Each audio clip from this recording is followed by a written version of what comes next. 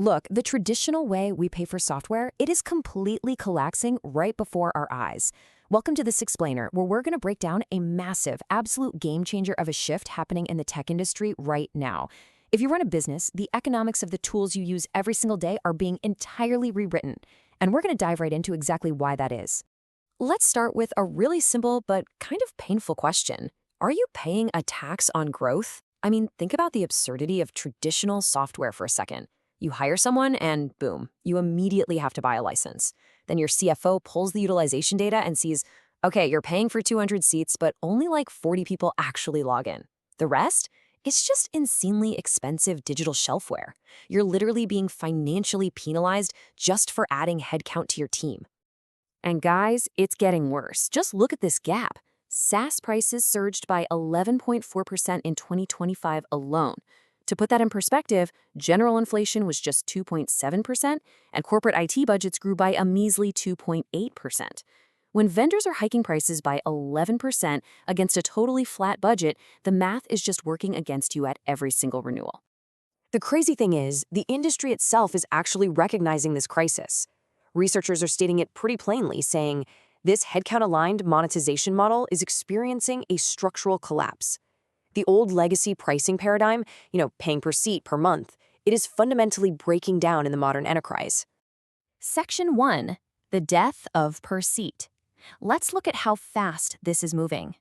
In 2025, pure seat-based market share sat at 21%. Fast forward just a 12-month window, and it plummeted to 15%.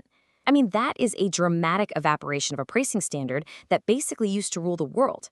Corporate buyers have simply had enough of buying licenses that just gather digital dust while quietly draining the company's wallet. And the driving force behind this drop?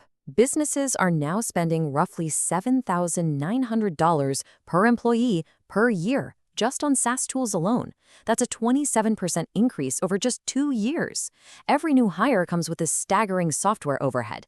Team expansion has literally become a massive financial liability. So, the crucial point here is the contrast between these two completely different models. On the left, we've got the broken mechanics of the old paradigm, per-seat pricing. You pay for access, you pay for headcount, regardless of whether the tool actually does anything for you.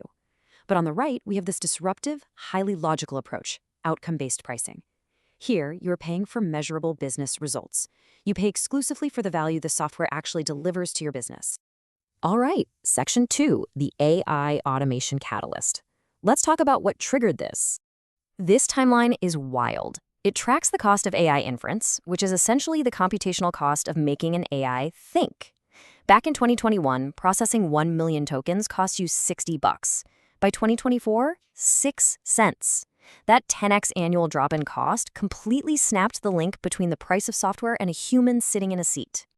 Which leads us to this really profound realization for the industry. The more work the software does autonomously, the fewer humans actually need a seat. Think about it. If an AI agent is independently resolving your support tickets, drafting up replies, and routing workflows all on its own, why in the world are you still paying a monthly fee for a human being's login? The fundamental unit of value has completely shifted away from a person's access straight to the software's autonomous output. Which brings us to Section 3. Enter outcome-based pricing, the new gold standard. So what is outcome-based pricing exactly? Well, it means charging customers based on measurable business results. We're talking about actual tickets resolved, actual leads generated, or documents processed. It's not about raw access anymore. The bill you get is tied entirely to verified ROI. If the tool delivers absolutely nothing, guess what? You pay absolutely nothing. And make no mistake, the financial impact of this is undeniable. Take a 5-agent team on a legacy platform like Zendesk Suite Pro, counting add-ons and labor, that can easily cost a business $4,884 every single month.